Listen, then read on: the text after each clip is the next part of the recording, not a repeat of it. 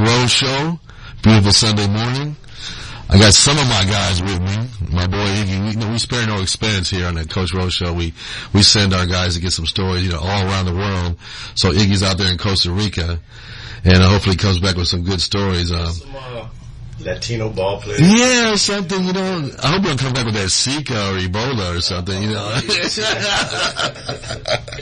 He has been known to draw flies. Yeah. Yeah, he does, especially after he eats, Yeah, man, so hopefully he comes back with some good stuff here. But, Big Al on the board is here. My man, the icon, Daryl Wheeler, is in the house. Well, our next guest is here. Stay here, Danny, with us. This young man here from San Diego, played in Major League Baseball, was an MVP in National League in 1989. Hit 47 home runs that year, 125 RBIs, batted .291, had like 87 extra base hits. He did it all that year. But he was drafted in 1980 for the Mets. Ladies and gentlemen, San Diego's own Kevin Mitchell. Right. Thank you for coming down, my man. Sorry I'm late. No worries. Hey, Wheeler just got here. I'm just thankful that I did get here. It's always a pleasure to come back in the inner city and, and do a little speaking. So that's what we were talking about just now, Mr. Mitchell. We were talking about the inner city youth, not going, getting up in the morning and thinking football, basketball, not thinking baseball like back in the day when, everybody played baseball, Yeah. So what are your thoughts about that? When the young, black kid gets up in the morning and he just wants to go play football and basketball when they have the talent to play baseball, and baseball has more longevity, I think. Well, we have all the talent in the world here in the inner city, but we just don't have the facilities and the, all the good stuff that the outside of the inner city gets. Mm-hmm. And I see, they always try to say that they're doing stuff in the inner city, the major league team. Yeah. People that want to do stuff, but, I deal with outside inner city and inside inner city people, so I know it's the kids over here is not getting what they need over right. to get out on the field. Right, and then you got guys like yourself, we were talking about Adam Jones on the Orioles. Yes. We were back in the day, Sam Horn, Mark McLemore, Nelson Simmons, Madison. Yes. The brother from Hoover. Eddie Williams. Eddie I talk Williams. to him all the time. Okay. Wasn't there a Mike Davis. Mark Davis. Williams has a son, Trey Williams. Yes, well, Trey is, he's not doing too well right now. No, he went backwards a little bit. But, I talk to Eddie almost every day, but, hopefully, our prayers is with him, right now. Yeah. He's not doing too good, Yeah. now get into that Oxycontin. Oh, man. Okay. Sorry to hear that.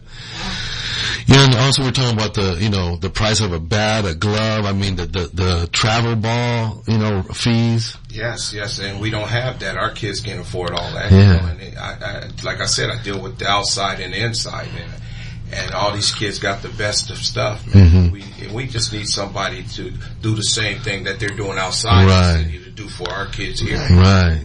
Because there's a lot of people that are doing that, Yes. Yeah. So do you think the Major League Baseball has stepped up and tried to They say it, or? No, they talk a good game. Mm-hmm. They don't never do it. I've seen it, and I always say they want to start something, but I know that Reggie Waller and Ty Waller are trying to do something right now. They're doing Okay. They do a really good job. So they do a really good job. They're trying to do something right now. As I talk to him, he's trying to get all the ex-ball players to help out with him. So Nice. something is going to happen here. Okay, now, good.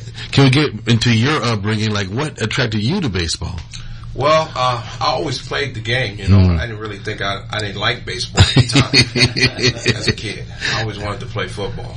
Okay. But, like I said, I was running the streets like every other young kid was doing in the inner city. And, something had to happen. Right. I ended up signing I signed in the January draft, and didn't get drafted out of high school. Oh, okay. They saw me on the field playing pickup games. Oh, wow. So I was thankful for that, Right just to get out. Yes. And like I tell everybody, it's always good. It ain't all about the money signing. Yeah. Yeah. Get in the door, and then once that door closed, go do your thing. You know. So how did you transition from the football, wanting to play football, to the baseball? Well, I played both. Okay. You know, I even did water polo. I did it. But yeah, I can swim. Oh, Big Al. We can float in the water. So, you know, like I said, you know, it's just a matter of getting in the door with these young kids, man. If they have the proper stuff and the proper gear, you know, everything's gonna work out. Right. You know, and have the, you know, and make sure it feeds, you know, all this money in travel ball, our kids can't afford that in the city. No. They can't. That's why they, you know, they need to do something about it. Yeah. I never say no to a kid that wants to play. You can't say no. Well, I can't say no to a kid that wants to play. If he wants to play, I'm gonna bring him out here and I'm gonna do whatever it takes to train him and to get him done the right way, because, you know, it's gonna benefit him, and he's gonna, you know, he's gonna learn the game of baseball, which is harder than anything else to do out there. So if you could take a kid and just say, hey, you know what, let's go to work. Don't even worry about it. Let's worry about it later. I do that to a lot of people, and it pays off for me at the end, because you know why? Because they're good kids. They become good kids. They become the parents of really good parents, and things really work for them. But then, you know, that's just a handful. You know, then I get all the guys that pay, of course. But it's tough to find a kid that wants to play, that has been there when they're young and they like it and they want to continue to work at it. Yeah, you got to get them to like it. You got to get them. I mean, I see this guy working all the time when I see him down in Mission Valley. Right. But you got to get the kid to love the game before you can play the game. Exactly. Right. You know? And like I said, we got all the talent in the world here. Yeah. We just got to get them out there on the field. Yeah. What do you think Major League Baseball is missing that talent? They are. Oh, yeah, absolutely. They missing a lot what's going on here in this inner city. Because they feel that they have some of the best athletes in the world right here in their own backyard, and they're not getting them. I think they're scared. That's what I think. I think Major League Baseball is scared. You know, what goes on with all us black players in the papers, the negative stuff. They dwell. And I think that's what they think. You know, and they said it's not a lot of black players playing in the game right now. That's because you don't want us there. You understand? They don't want us there.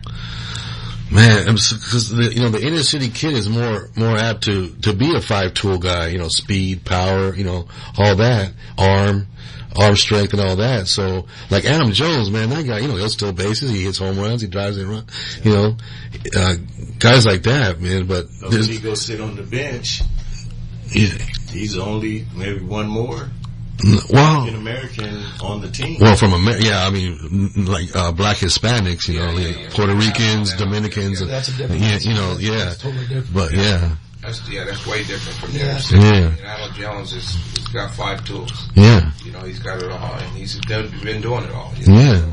And how many more Adam Joneses is out there? Thousands not playing. There's a lot of them here. There sure is. I mean, you can go out now and watch a kid play baseball in Canto or wherever here in the inner city, and you know that kid got tools.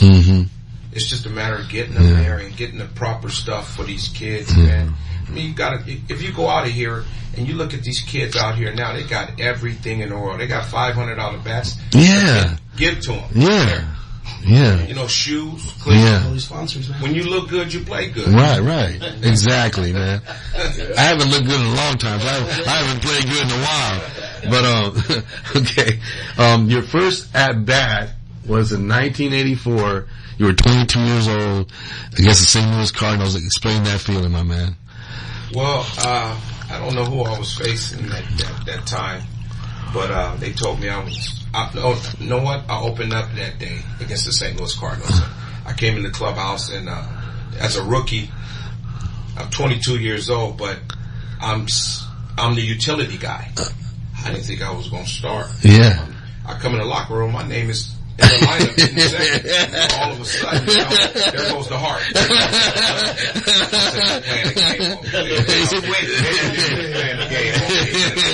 They always play games with me, you know. They dog me out. But I'm saying they playing the game with me. Sure enough, I'm in the lineup playing shortstop. And that day I played Ozzie Smith. I went like 3 for 4 with a home run off Tudor. So, then a couple of double plays. I was at shortstop. Man. Yes, sir. Wow. I was shortstop that year. with the Mets than I played any position on the field. Man, and you played in your career, you played third, outfield first. Left, right, second. First. The only thing I didn't do that year was catch and pitch. Wow. No. I was the third catcher. If something would have happened, I would end up playing catcher. I did that when I was when I was younger. South Crescent, Southeast. I played catcher. But I was like thankful I didn't play catcher because if I had to catch this guy named Doug Sis, there was no way. Because I caught this guy in the bullpen. He bounced one off my thumb. He threw a heavy ball, and I still talk to him to this day. I said, "Remember when you were throwing at me in the bullpen?" I regretted that. But it was a good time for me, man. You know, it was a blessing that Davey gave me that chance. Davey Johnson gave me that chance to do what I was doing because I never did all them positions. As a young kid, you play all those positions. Yeah. But in the big leagues, Mitch, you're gonna play second, third, center, left, right. I gave everybody days off when I played. So. Right. To you that you were able to go out there and play those positions. Yes. Yeah. But he gave you those options because you deserved it. Yeah. Well, I ended up leading the team that year in spring training and everything. So they had to do something. But being a smart manager, it was a blessing. That's why I tell young kids now, my kids that I work with, it ain't a matter about how much you sign for. It's a matter about getting in that door, and once that door opens, close it. Right. And that's where you make all your money. Yeah, because you played, 14 years? Yeah. That's a long time. I tried to get in more, but I had that year something was going on with my body, and it was time to go home. Right. You were in your 30s? Yes. mid-30s. Yes. It was time to go home. When you open up, every year in my career, I've always been in that starting lineup opening day. Yeah. Going out on that line. Mm-hmm. And something was taken away from me when I wasn't. I was in the extras. Right. So, it was time, and I felt my body, wearing down from being injured, and I had to go see what was going on. Right. Didn't you go to Japan? I went to Japan in '95, and worst thing I ever done. The strike year. And I ended up getting hurt. It was hard for me to come home. Japan wouldn't let me come home. That's why I always tell Major League Baseball sometimes, I say, sometimes it's always good to have an interpreter over there that's American, not their own interpreter. I got you. Because you tell them something, and they telling them something else. Yeah. Oh, I didn't think. Yeah. So I had that problem. I was hurt, and they knew I was hurt, and they was telling me I wasn't hurt. So I took a flight home by myself. Oh, I got you. They gave me 16 round trip tickets when I signed my contract, so I took one of them tickets and came. I saw Dr. Andrews, and he told me I had a tear in my knee that was tied around the bone, the break. So they was telling me it was nothing wrong. And they were trying to get you on the field. Yeah, that's all they was trying to do. Was give me acupuncture and this and that. You're nothing wrong.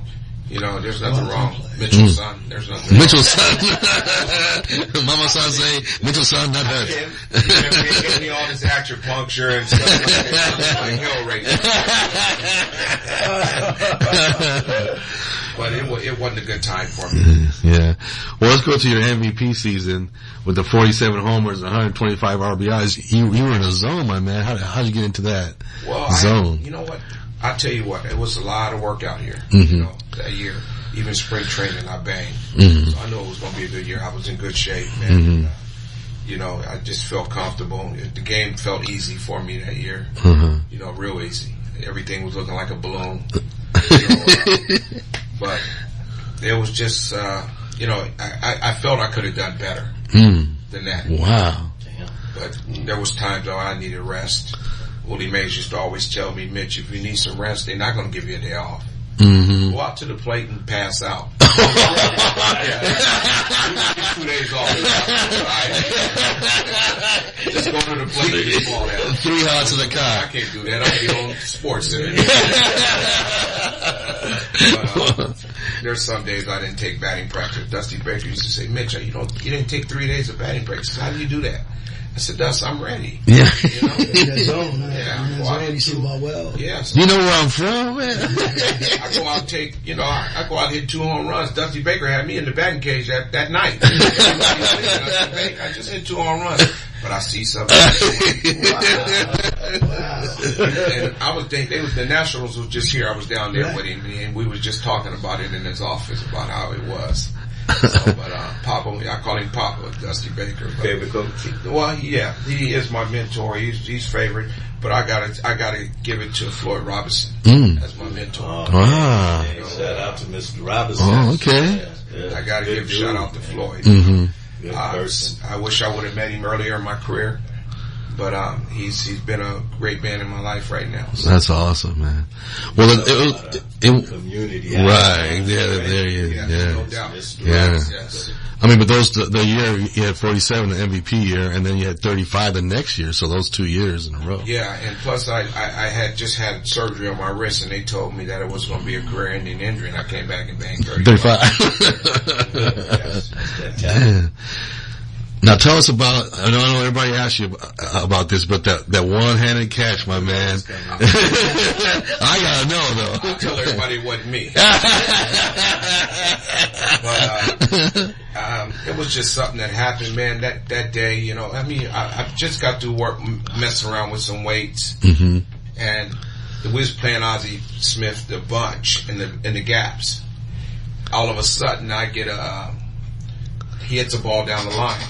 Split finger. And it started foul.